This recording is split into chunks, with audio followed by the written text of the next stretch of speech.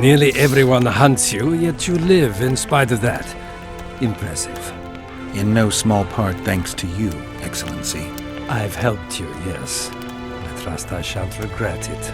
As do I. I wouldn't want to seem ungrateful. Are you seeking employment? I was unaware you fellows hired yourselves out for battle. My aim here is different. Really? Perhaps I can be of assistance. Foltest was a good king. Shame he ended that way. I've already conveyed the Emperor's condolences to Constable Natalis. Since we're talking about Temeria and Foltest, apparently the fallen king's advisor, the sorceress Triss Merigold, has disappeared in mysterious circumstances. Rumors abound. Do you know anything about her? Why do you ask, Excellency? I heard the two of you are close.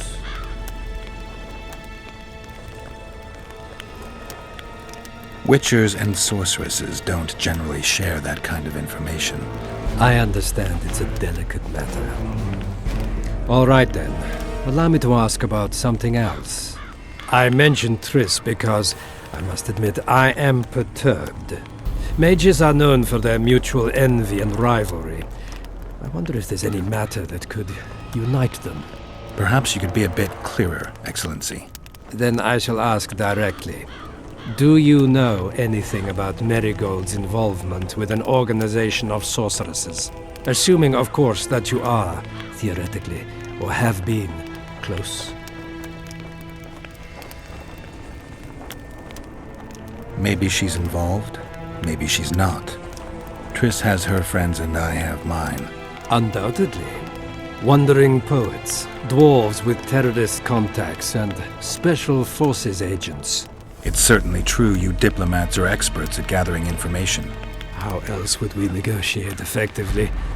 Learning all there is to learn about other countries is a necessity. Nevertheless, I thank you for your information. Was there anything else? Why are you so interested in this organization of sorceresses? I wonder about some strange coincidences.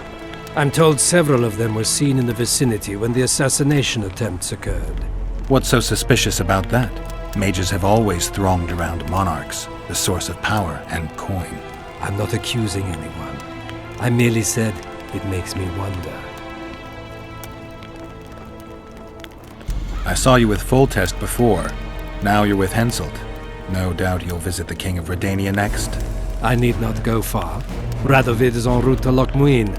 Perhaps he has already arrived. We'll meet there. Lochmuin? An ancient elven city quite a ways away, near the source of the Pontar. Why there? The mages wish to re-establish their council. They sent out invitations to all the kings. What's the Emperor's envoy doing here? Satisfy my curiosity. The last unfortunate conflict left the northern kingdoms in pitiful economic condition. His Imperial Majesty desires stability. We wish to offer financial assistance, so I'm visiting those lands hardest hit by the war. Henselt is coping admirably as far as I can see. The details of my visit here are reserved for the Emperor and the Khaedweni King.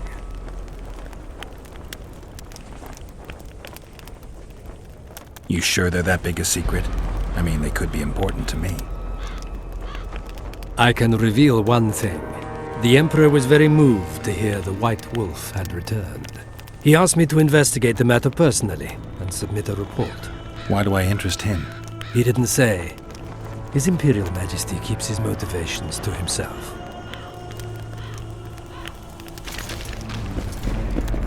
Come in, Witcher. I wish you to feel at ease, as this is an unofficial audience. You helped me in the mist, thus I surmise you do not seek my death. Which leads me to ask what you do seek here, Geralt of Rivia.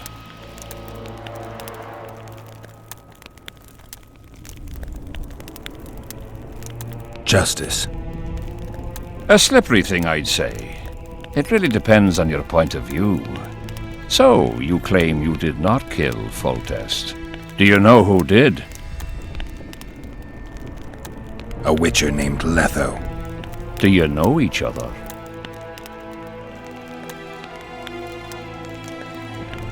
I don't know. I have amnesia. Letho has suggested he knows something about me. It's possible we met before. There's an old Kedweni saying, a bitch will never bite another bitch. 100% accurate where sorceresses are concerned. To the matter at hand, sire.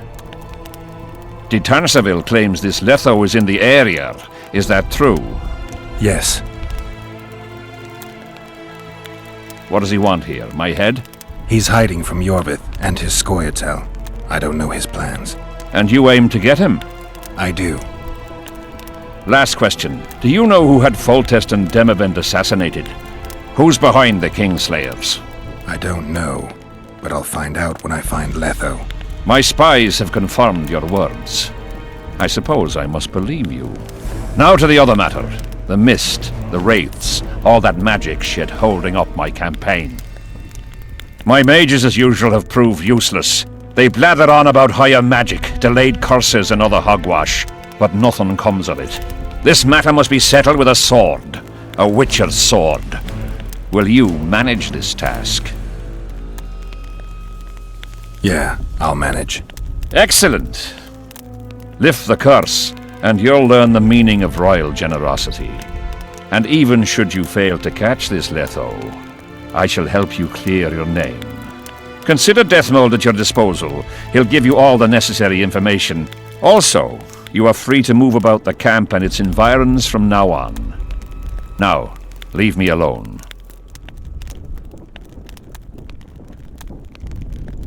The curse was cast 3 years ago. Any sign it's been active in the interim? Is that important? Sire, we're not talking about a fortune told in a tent on market day, nor about some curse cast by a novice mage. This curse caused a solar eclipse and summoned hordes of specters. We're dealing with a complex spell that operates at several levels. Uncommon knowledge and skill were required to cast it. Lifting it will be even more difficult. If I'm going to deal with it, I need you to cooperate. Ah, the plague. So be it. As we forged our way through the fog, you claimed it was Glevisig's curse. Sabrina Glevisig's. She was a sorceress, my former advisor. I ordered her bound to a wagon wheel and burned alive. While dying, she cursed me and my lineage. That was 3 years ago.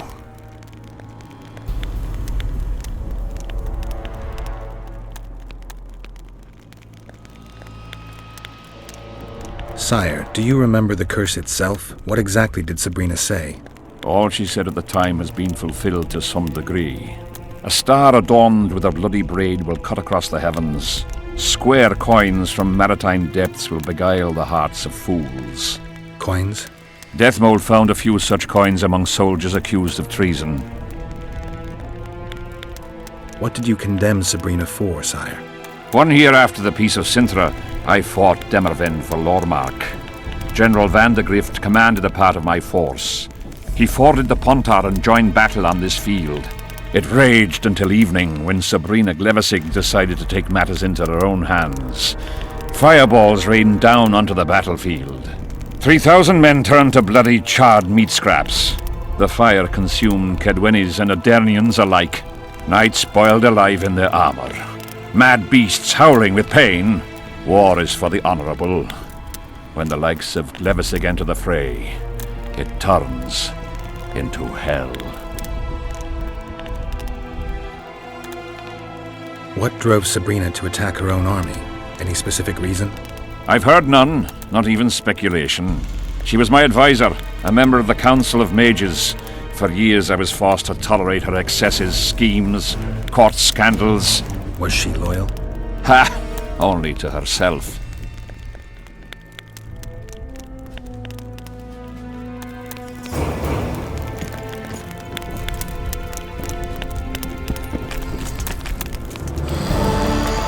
Witcher, a word, if you will.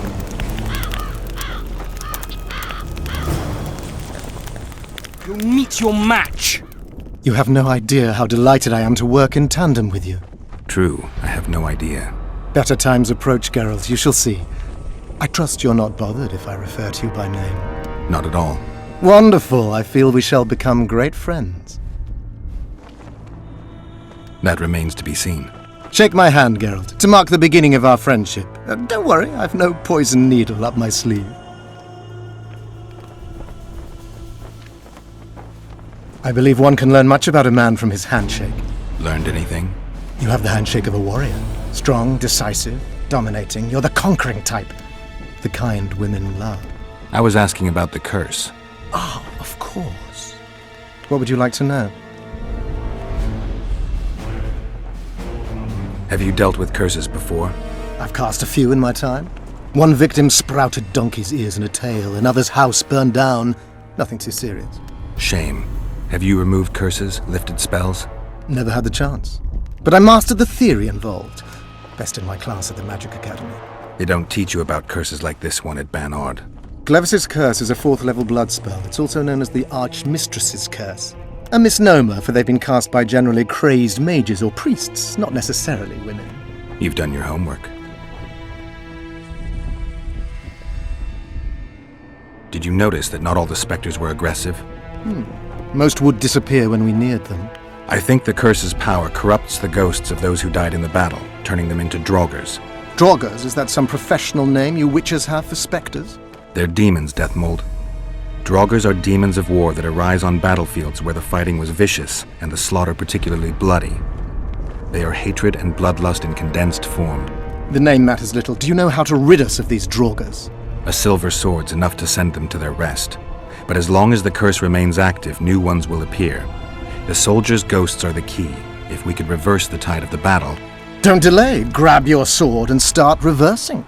I'll need some symbols of war that belonged to the soldiers who perished here. Artifacts symbolizing hatred, death, courage, and faith. They have to be magically active and linked to those who died. Without them, I won't be able to summon the ghosts. Well, I've no idea how to find them, apart from which I know little about war symbolism. I'll deal with the artifacts. I have another job for you. Explain this blood curse to me. An ordinary blood curse is a trivial thing. You let a little of your own blood, best done at midnight surrounded by lit candles. Sabrina had a whole pyre around her. Tell me about Glevis's curse. Read about it for yourself. I have all the necessary literature. In fact, you only need the great encyclopedia of curses, spells, and prophecies, and a volume compiled by Tessard de Vries and Marguerite Loantil, Masters of Magic on Curses Selected Writings. Quite a tome. Are you sure Sabrina cast the curse? Positively. Curses of this kind are cast rarely. There have only been 6 confirmed cases. How many confirmed cases of their being lifted? 1. By a team of mages led by Archmistress Francesca Finderbear, whence came the curse's other appellation. In any case, Sabrina Glevissig was part of that team. Small world, and one that just got a little uglier. That's not all. The curse that Francesca and Sabrina dealt with was meant to end the lives of the last of the Tyson dynasty, the rulers of Kovir. It was cast by Scarlet Rodalega, a very talented but completely mad man. A prophecy and an activator were also involved. I see. Sabrina just stole her curse from this Rodalega. Precisely. Beside which the king himself and a company of armed men witnessed her casting it. We've got our comet and murder. What about the coins? We have those as well. Not enough for you. No. Why do I get the feeling I've stumbled on some shameful secret? A state secret. If you don't tell me, your head of state may soon lose his head. There's a plot afoot within the military. Those involved share a symbol, a square coin adorned with a fish.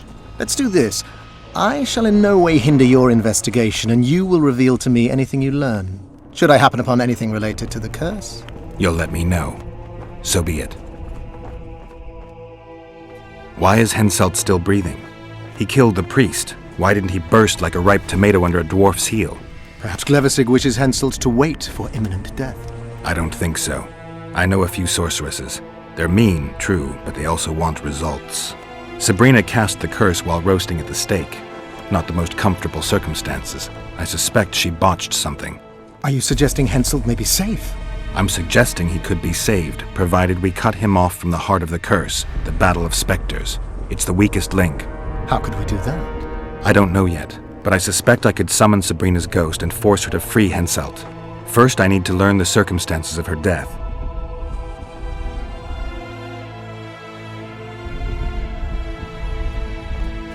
If I'm not mistaken, you need blood to cast a blood curse. Precisely, unachievable otherwise. Sabrina was bound to a wagon wheel. Where did she get enough blood? She put a spell on a soldier who gave her a coup de grace. It was easy, the minds of some soldiers are so uncomplicated. Sabrina needed one of them to strike her, shorten her suffering, but complete the curse. However, this is where she erred. That whore performed miracles, gathered the power, got the prophecy and activator right, but fell flat on her face on the simplest thing at the end. Don't get so excited. She chose a fool, a bungler. I heard he thrust 5 times with his spear, yet the witch's soul would not quit her corpse. There was no one guarding the pyre? It was one of the guards the sorceress chose for the task. His comrades were irate. He spoiled the show for them. The king was no longer anywhere near. In any case, blood flowed and the curse took root. Yes, but the harlot got her due. You're gonna help me, Death Mold. Of course, as the king ordered. Listen up. You'll do the paperwork. I get the feeling you like it. I'll need a number of protective runes to summon Sabrina's ghost. They need to detain the sorceress's ghost and anything else that enters this world with it. Find something for me in your library. The runes need to be easy to produce. I haven't seen any artists around here. Apart from that, the Draugrs are likely to begin their forays in search of Henselt. When they leave the battlefield, they'll grow weaker. Your men should be able to handle them. Just equip them with silver-plated weapons. Henselt could also use something silver to defend himself. Over the entrance to his tent, hang a wreath of cinquefoil and fool's parsley. Inside, a fire fueled by juniper branches must burn at all times. Where will I get so much silver? Melt down your collection of pots for all I care. Just get it. Those aren't pots, they're silver vases of Nazaya. Last of all, give Henselt an instructional talk. Explain that I'll need him. And what will you be doing? Drinking ale and fondling the camp women? There's that, yes.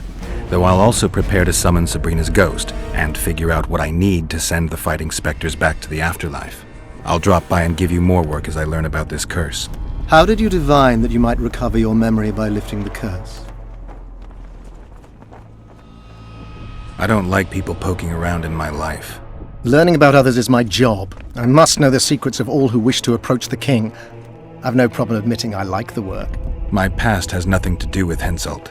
You don't know that. Do you know why I have no friends, Witcher? Because sooner or later I learn all their secrets, which is followed by interrogations, torture, executions. Just leave my past alone.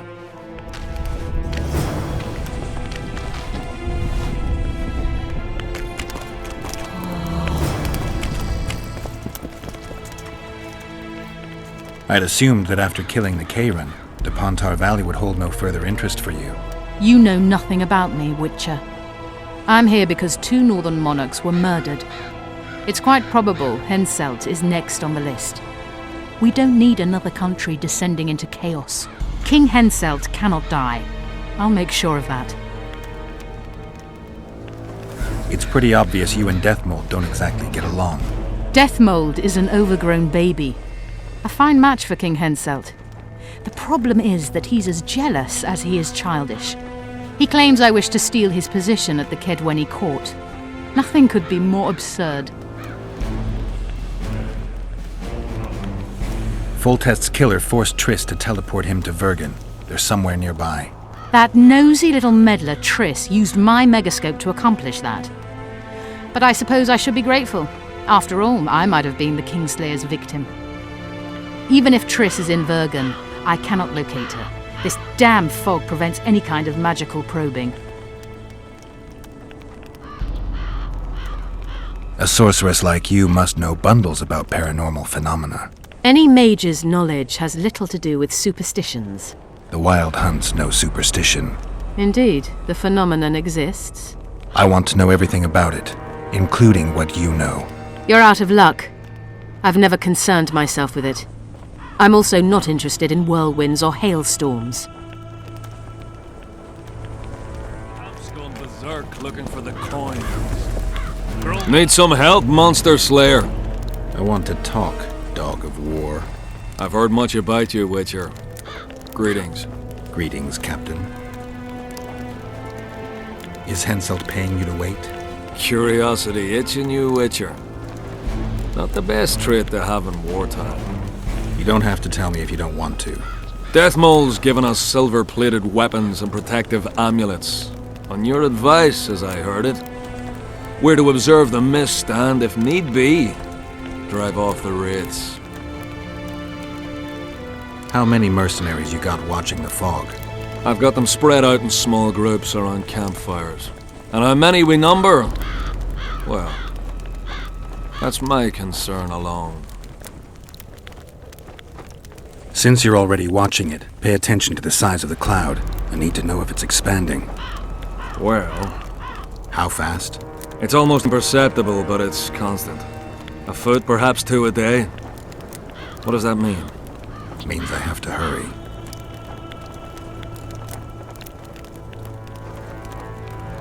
Does Henselt pay his mercenaries well? Call it professional curiosity on my part. It's no secret a lump sum of 20,000 Novigrad crowns awaits, to be divvied up between those who survive. So the more of you die, the greater the take per head. Yes. Were you here 3 years ago during the last battle for Vergen? Bradley's blue banner was. They were decimated by mages. The survivors enlisted with us. They weren't eager to talk about it, and we didn't press them. No lack of work for your kind. Mercenary might just be the surest profession these days. Sign of the times. I heard you gained fame during the wars with Nilfgaard. Our fees have doubled since the Battle of Brenna. As it turns out, it was worth risking our necks. I wouldn't mind learning some details about Brenna from someone who played first fiddle there. Constable Natalis commanded the Nordlings. The Nilfgaardians mounted a vicious attack. And if not for us and the Dun Banner, the collected armies of the North probably would have shattered into bits. Luckily, we showed up at the right time, withstood the assault and came out victorious. We earned every last copper we were paid. 50,000 Nilfgaardians shattered their teeth trying to bite at us. Menno Colhorn, their commander-in-chief, chose death over humiliation. Like in every battle, it was a question of timing, taking advantage of the foe's missteps, and a bit of luck.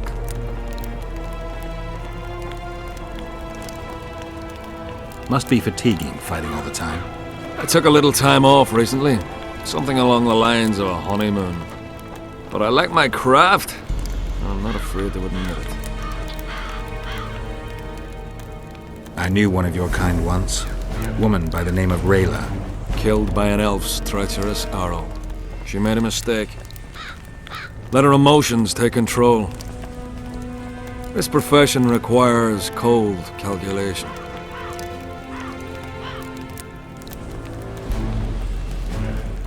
Let's talk arm wrestling. Go on. Bartholomew Bargy sends his regards. Bart Bargy. I remember him. Strong for a peasant. For a peasant. They say you're the strongest arm around here. You wouldn't be talking to me otherwise. How's that? During the Battle of Brenna, I got into a knife fight with an Nilfgaardian commander. That's to say, he had the knife and I had my bare hands. I grabbed him by the wrist, but the blade kept coming towards my throat. He was strong, but lacked stamina.